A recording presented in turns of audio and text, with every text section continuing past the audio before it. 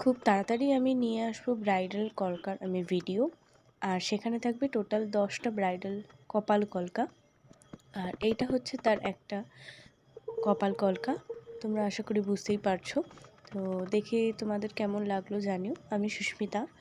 আর চ্যানেলে কিন্তু আরও ব্রাইডাল কপাল কলকা অ্যান্ড হ্যান্ড কলকার ডিজাইন দেওয়া রয়েছে।